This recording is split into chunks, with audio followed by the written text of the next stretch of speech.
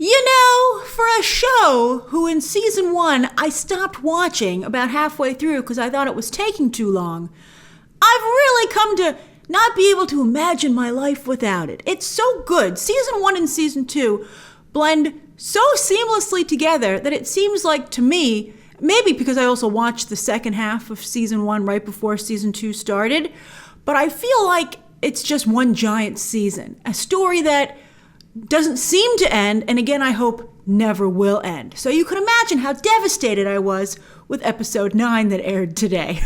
We'll talk about that in a moment.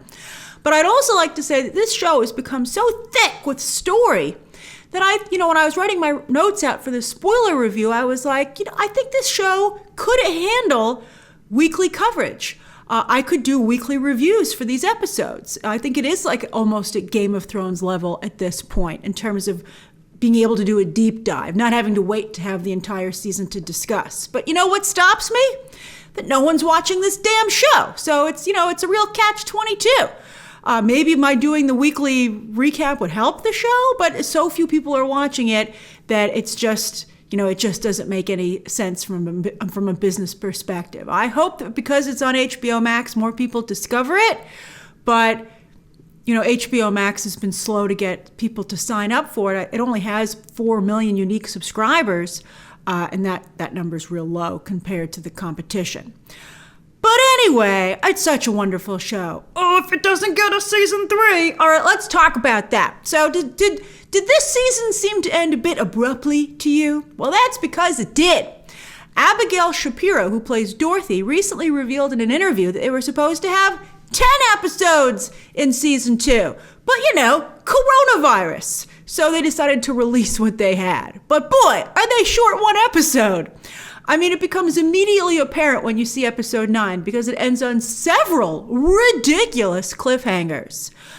So far, Doom Patrol has not been renewed for a 3rd season. You would think they would do that today so that when people watch this episode, the last episode, they wouldn't freak out. As I'm sure you did. I did. I even stopped it while I was watching it and was like, to see how much time there was left. And I was like, there's only like 5 minutes left here. They're not going to wrap any of this stuff up. What the heck? And then I was like, then I had to check my press emails and be like, this is the final episode, right? And then I was like, it was.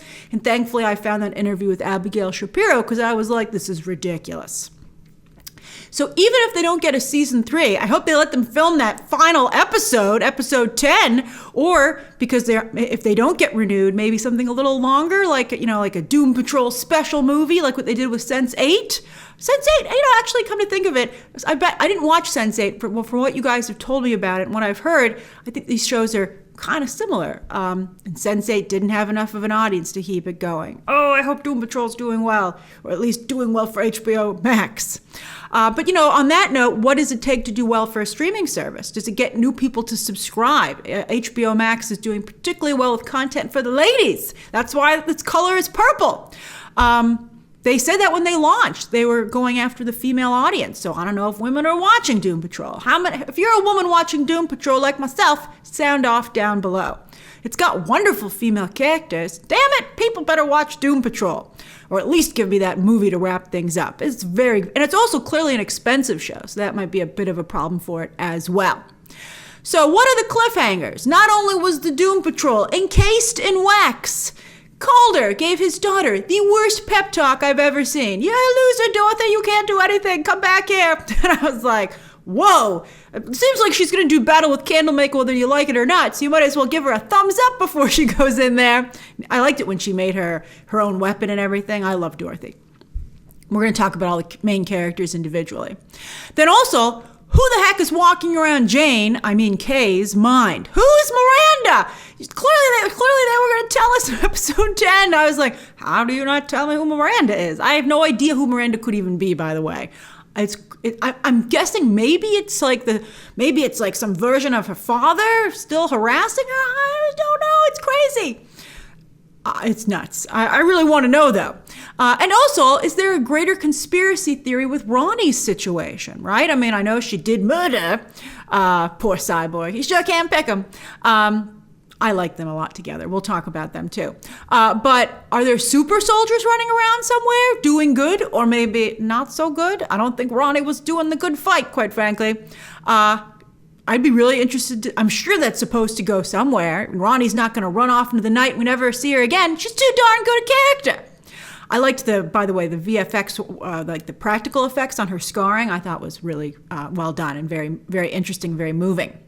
So episode 10 must have been a real doozy if it was going to even tackle some of these threads. I can't believe they didn't get to film it. And wow, they got to at least film episode 10. What do you think? Of course you agree with me because it's so freaking obvious. But overall, season 2 featured some extraordinary storytelling. Once again, I loved season 1. Season 2 was just more of that, but even better. I don't think the quality of the show improved. Again, it seemed like it was all written at once in some ways, but I feel like just the story deepened, so therefore it was richer and a better experience because of that. I mean, the show has done the work and has this wonderful backstory at this point to build on, and build on it does. It's anchored by some of the best character development I've ever seen, and character development for multiple characters. They developed so many characters. It's incredible. I thought that, the season 1 with 15 episodes was too long, but now I see that we need those 15 episodes because the cast is so great and it all deserves a lot of attention. And they even added another major cast member this season with Dorothy, who quickly became, in fact, my favorite character on the show, thanks to a masterful performance by Abigail Shapiro. Abigail Shapiro is a special needs performer to some degree. I don't want to undercut her at all, but I think it just goes to show that everyone should have an opportunity to show what they have, and that really great skill in all areas, in this case acting, can come from any place, and you should always be open to it. I think that she should I'm glad that she's doing some press, and I hope that she continues to do so. I hope she gets more work off of this. She's clearly a very, very talented actress. My only problem with season 2 is that it became quite graphic sexually at multiple points, which I felt was not only unnecessary. Look, I like a good time as much as the next person, but I felt like sometimes here it went a bit too far, like Game of Thrones too far, and that limits the audience of a show that, quite frankly, doesn't have a very big audience to begin with. Some of the times it was funny, but sometimes I felt it just was, again, not necessary. The graphic flashbacks with Rita's mother, I didn't need to actually see the sex act. I'm not saying you can't have these story points, but I don't need to see your mom's pearls swaying back and forth over this guy's sweaty face. I'm scarred for life too, quite frankly. I didn't like the sex ghosts. I mean, again, it was funny, but it was really graphic. It didn't need to be that graphic, to be honest with you. I guess that's how I felt about it. And I really didn't like Miranda's orgy. I would have taken that out of the show. I didn't think there was any purpose to it. We'll discuss it, don't worry. Yes, I did. I have it. I was like, so many notes, but yes, it's in there. But you know what? When I saw the orgy scene, it reminded me of that sketch that came out when Game of Thrones was in its beginning stages and was particularly inappropriate. And remember, it was like, it's not porn, it's HBO. Like if you told anyone that's what you were doing in a scene, they'd be like, you're doing porn? And you're like, no, it's HBO. And they're supposed to be happy for you. I mean, I felt very bad for the poor actors in that scene. And I hope they don't think that it's going to help their acting career. Let me tell you something. Being an extra, or in this case, a sextra, never helps your career as an actor. Now, if you just like being on set, if you like doing this stuff, and you do get paid, well then by all means, have a great time. But if you think it's a stepping stone to becoming an actor, you are incorrect. And I think they kind of make you feel that way because otherwise maybe less people would be extras. But the thing is that if you're an extra, it actually hurts you being an actor because you're branded as an extra and they're just not considered the same caliber. They make you stay separate from the rest of the set behind the scenes. Sometimes they hold you in pens. You have to eat last after everybody else. It's not great, okay? So, and I think that I worry about extras being exploited, particularly in situations like the orgy. I'm like, I don't know, I have a problem with it. I also didn't love that it's getting her period, which makes Dorothy an adult. Usually it's like when you turn 16 or 18, that's how it's supposed to be done. Now so you might be like, but why, Grace? Biologically, she's an adult. Is she? Clearly, Dorothy still does not look like an adult. And in fact,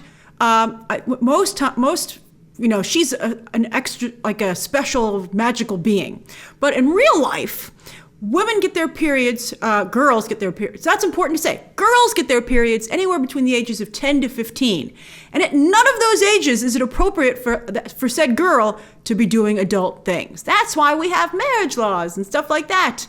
I think it's a bit pedo-y to put the argument that once a girl has her period, she's instantly a woman. I think it's real problematic. However, I will say that those scenes were handled very respectfully, and I thought it was wonderful how nice that woman was at the gas station to help Dorothy out like that. I would like to think all people would be that nice, but they're not, so I liked seeing it. I was like, there's one. Yay, make a wish. All right. I'd also like to say how impressive this show is when it comes to making the absurd believable and accessible. Danny the Street and the Denizens continue to be very moving, and I was so happy to see Morally Corrupt return. Their party was great, and I liked Dorothy wanting to stay up late and see the party. That stuff was really handled so well. I also really liked seeing Danny through the ages in different locations in England, old England, the 70s. I really like to see more of that. It's funny to think about how a street can look different during the time period, and I'm like, I love that. That was a brilliant use of that character. I thought it was great at the beginning when they were shrunken down and living in Cliff's race car model. Dr. Jonathan Time's roller disco, Niles' astronauts, and what happened to them. That was like crazy. I love those guys running after each other, kept hitting each other's butts. That was hilarious. See, that's the level, that was great. Don't worry, we'll talk about Black Widow astronaut when we talk about Larry. But she was basically Black Widow astronaut. And Dorothy then taking another spaceship and running away to space. That was delightful. And of course, Cyborg and Cliff's fantasy cop show. That was brilliant. I'm glad that was put up on social media and more people could see it than who watched the show. I don't think it inspired anyone to watch the show though. Darn it. I didn't like the Avengers, the British TV show. I didn't think that one was done as well. I was like, you kind of ruined it because they're not all home runs. And the Scants. I can't believe that the Scants worked.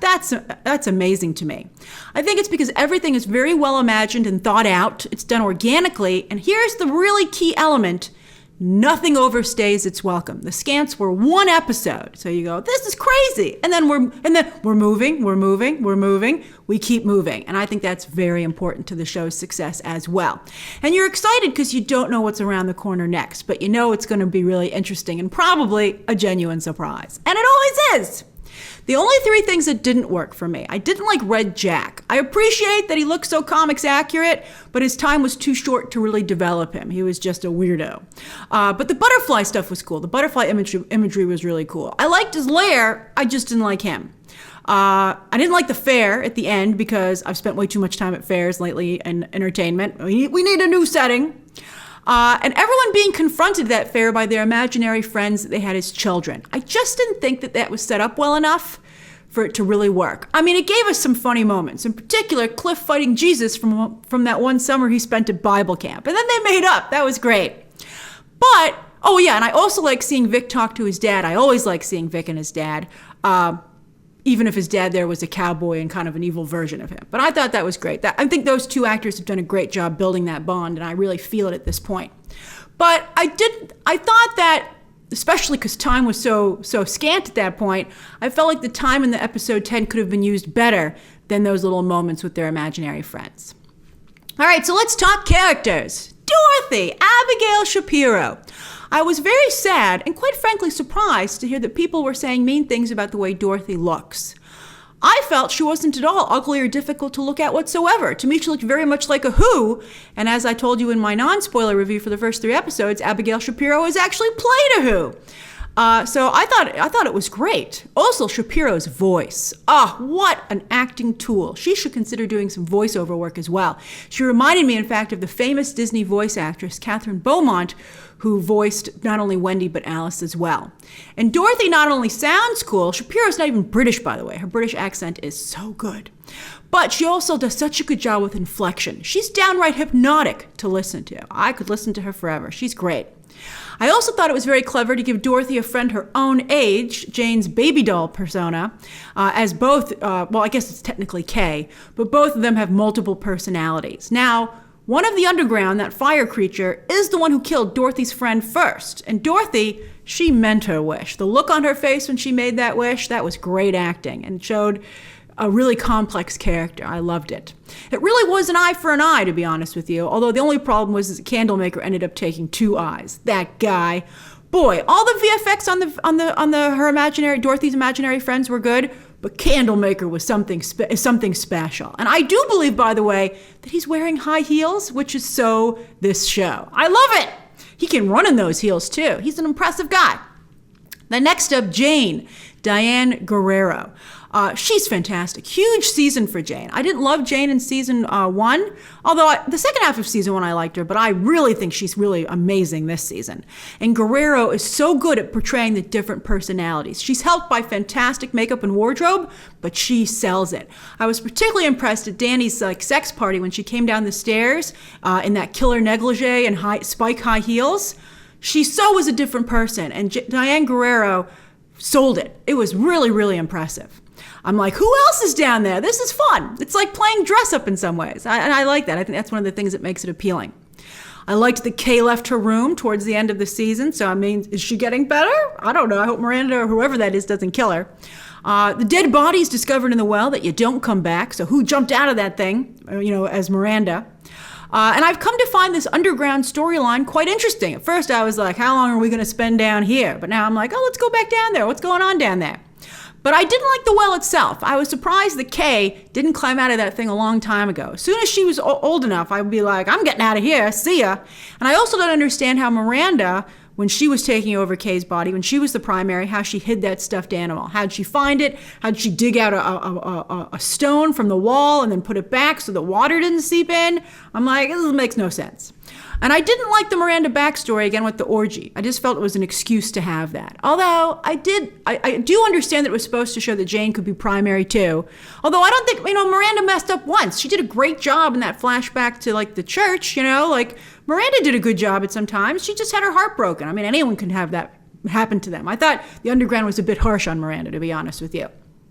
I'd be like, you can't be the primary for a while we break up with this guy, but then you can come back. Although I do like being reminded how old Jane is, seeing her it seemed like the 60s, right? The 60s or 70s with, working as a waitress. I thought that was great. I like seeing her in different eras.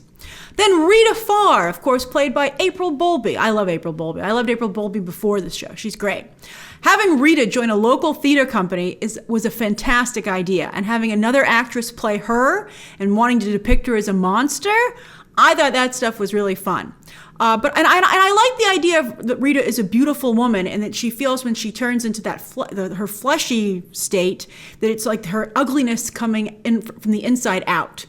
I think that's really interesting, but I think that this show has not had the bravery to make Rita do anything really horrible that we've actually seen. I've seen Rita make confessions of things that happened a long time ago, but I've never seen Rita do anything bad since. Not anything. I think the worst thing she's guilty of is being a coward, and that's it. We'll talk about that more in a moment.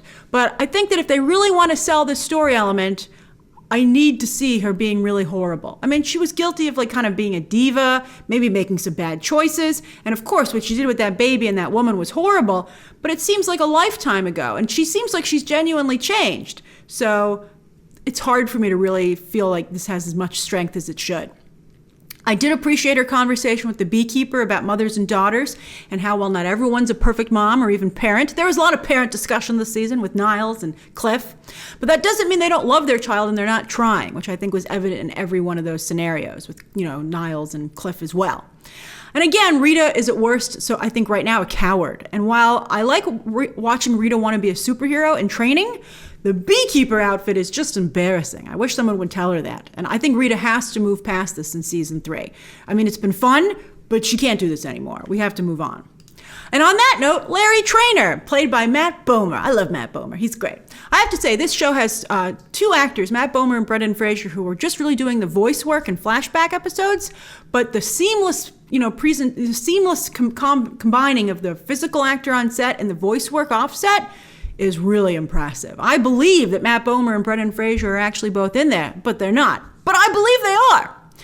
So Matt Bomer and Larry Traynor, I loved exploring his romance last season. I thought that was incredibly moving. And this season, we moved to another relationship in his life, that with his family, who he also abandoned.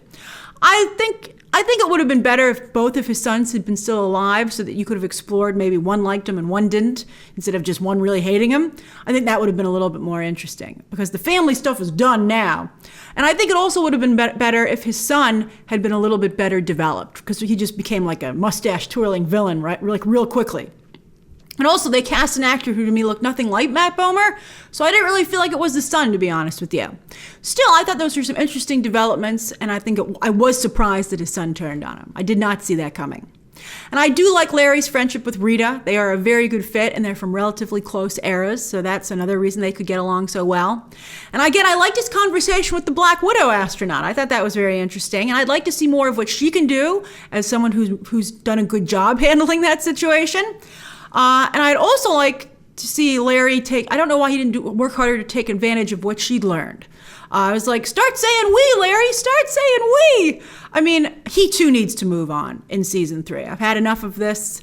And oh, by the way, I still also don't get the benefit of his powers. I mean, that negative man's able to do a lot of cool stuff, but like, what does this do for Larry? He just sits like it's like a dead pile on the side. He literally gets benched whenever Negative Man gets called into action. I also don't understand why Negative Man wants to stick around. I hope Negative Man soon begins to actually talk, because I can understand Larry's frustration. Then Cliff, played of course by Brendan Fraser. So good. For a character with hardly any power or movement, he is such a joy on the show. Constant great one-liners. And deep down, at least now, he's really a nice guy. And I think that really helps him as well. It makes him interesting as a character and makes you really drawn to him.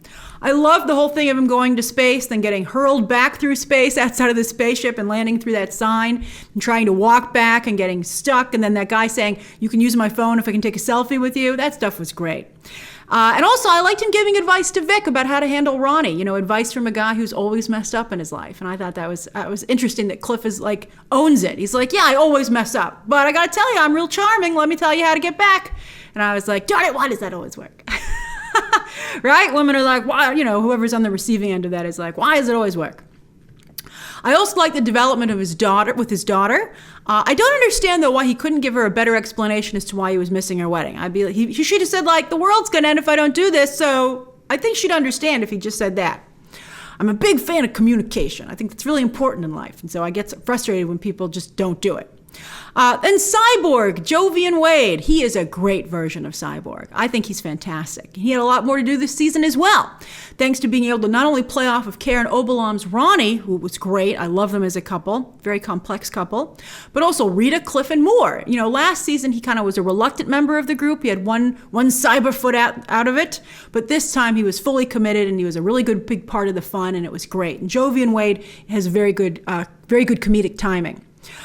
Even though Cyborg's not a silly character, he can still have fun and really add to the humor, as evidenced by that great cop show thing they did. That was great.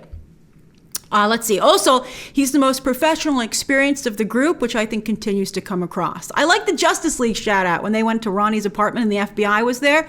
Sure, the FBI was disrespectful to him, but they recognized him. They knew who he was. It's like what Jack Sparrow says. But you do know of me. That was great. Then Niles Calder, Timothy Dalton. Also, a much better season for him. He is a fascinating character. Sure, he makes a lot of parenting mistakes, but if he didn't, there'd be no show. Also, he is just such a great asset to the writers. He is a very cool character with a rich history, he's a real out-of-the-box thinker, and he has no moral code, and he has a deep Rolodex, so he's often the source of the surprises that we see on the show. And it's always believable because of what a character they've created with him. I never really knew the Chief as a comic book character, but on this show, I think he's a great creation. So overall, I adored season 2 of Doom Patrol. It's a fantastic show because I care about these characters thanks to great writing and acting. The show always keeps me guessing and is able to genuinely surprise me, but even more importantly, move me. I just think it's a fantastic show. Really. So what did you think of season 2? Where did you watch it? DC Universe? The app is probably going away, but you could watch it on there now, or did you watch it on HBO Max? Did you watch it because it was on HBO Max? That would be great. It would be great to see the audience growing. And what did you like? What did you not like? And who were your favorite characters this season? Share those thoughts down below. Subscribe today. And of course, as always, you can check out some more videos right now.